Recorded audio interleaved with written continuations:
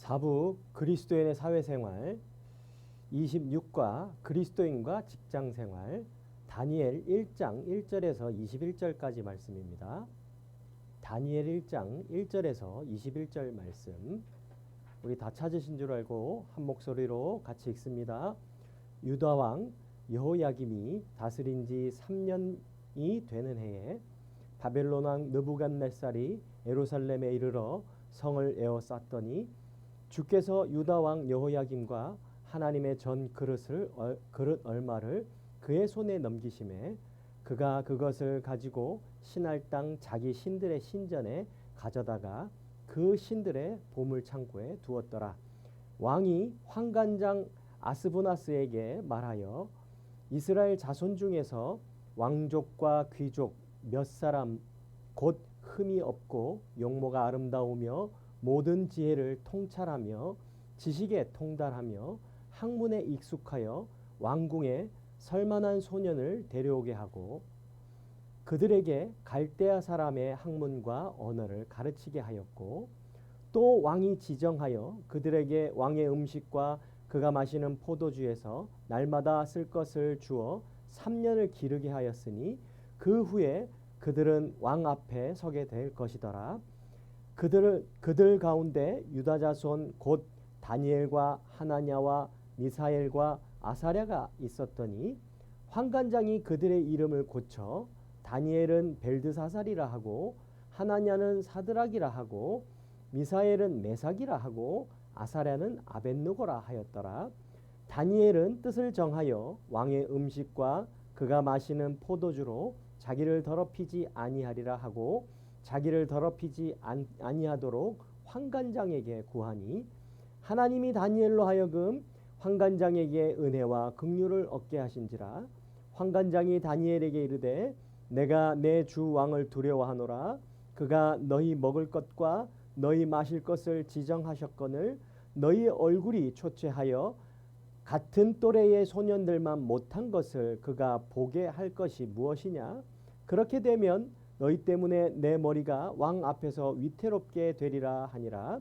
환관장이 다니엘과 하나냐와 미사엘과 아사랴를 감독하게 한 자에게 다니엘이 말하되 청하오니 당신의 종들을 열흘 동안 시험하여 채식을 주어 먹게 하고 물을 주어 마시게 한 후에 당신 앞에서 우리의 얼굴과 왕의 음식을 먹는 소년들의 얼굴을 비교하여 보아서 당신이 보는 대로 종들에게 행하소서 하매 그가 그들의 말을 따라 열흘 동안 시험하더니 열흘 후에 그들의 얼굴이 더욱 아름답고 살이 더욱 윤택하여 왕의 음식을 먹은 다른 소년들보다 더 좋아 보인지라. 그리하여 감독하는 자가 그들에게 지정된 음식과 마실 포도주를 제하고 채식을 주니라.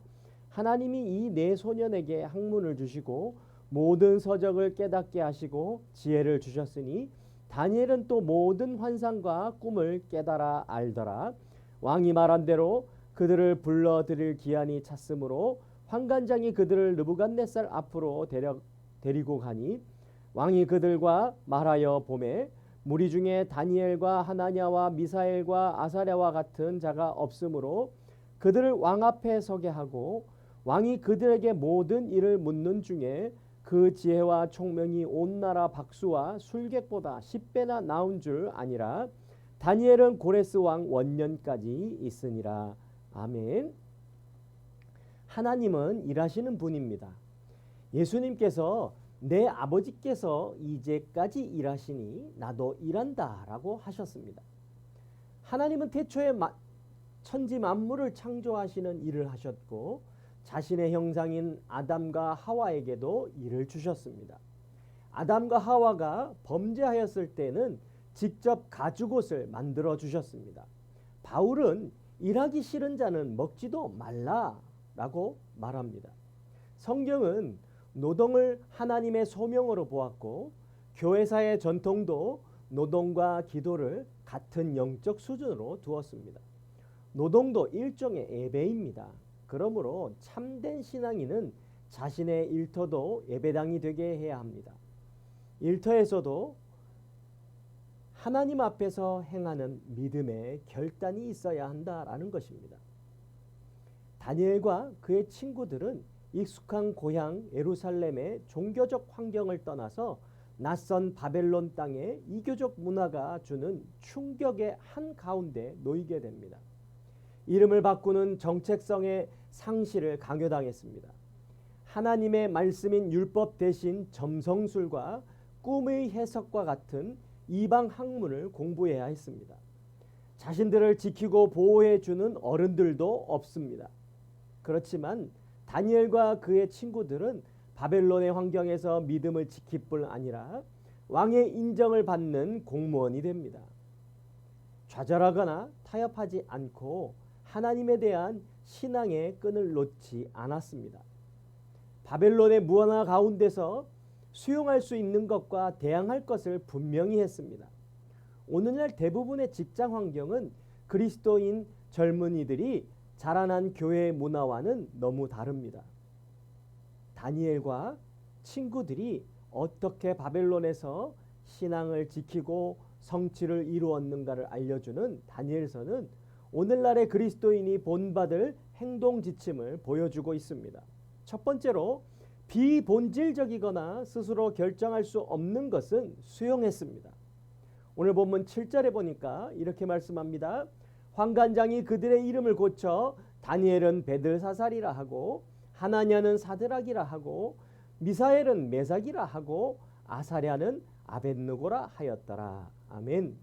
다니엘과 그의 친구들은 자신들이 지금 바벨론에 포로 잡혀온 사실이 현실을 인정을 했습니다. 자신들이 지금 바벨론의 왕의 권위 아래 있다라는 것을 수용했다라는 것입니다. 그래서 자신들이 배우는 갈대아의 학문과 언어를 거부하지 않았습니다. 이스라엘에서 배우는 율법이 아니라 세속적이고 심지어 이교적인 갈대아의 학문을 배웠다라는 것입니다. 자신들의 나라를 빼앗은 바벨론 왕의 신하로 일하는 것을 거절하지 않았습니다. 갈대아 사람들이 자신들을 갈대아식으로 이름을 부르는 것을 받아들였다라는 것이죠. 이처럼 다니엘과 그의 세 친구들은 무조건 거부한 것이 아니라 하나님 앞에서 비본질적인 것은 수용하며 살았다라는 것입니다. 이것을 우리도 본받아야 한다라는 것입니다.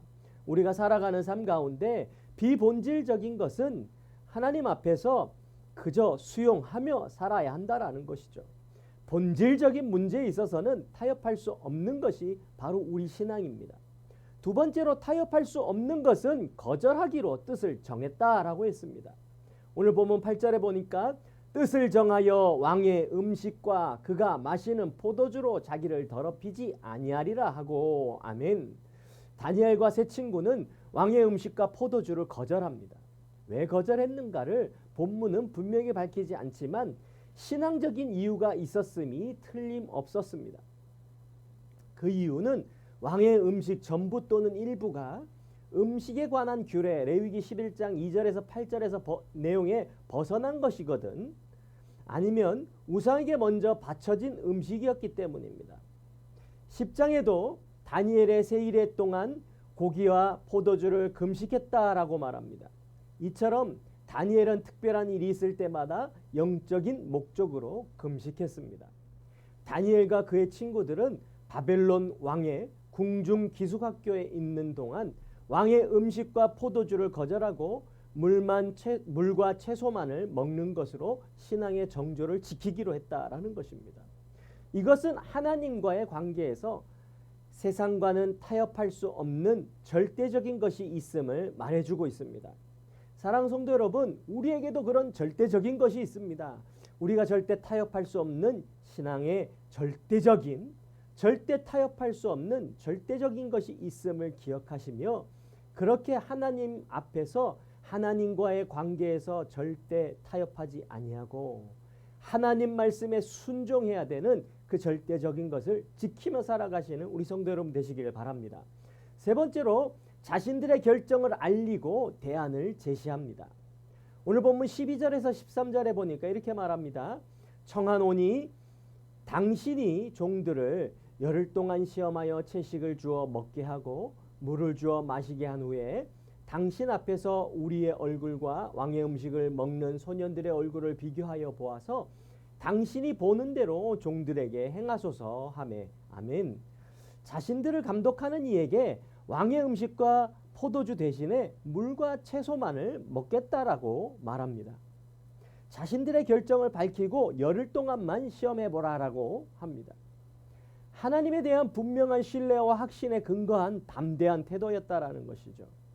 하나님을 신뢰함으로 왕의 음식과 포도주보다 물과 채소가 더 나은 결과를 줄 것을 확신한 것입니다.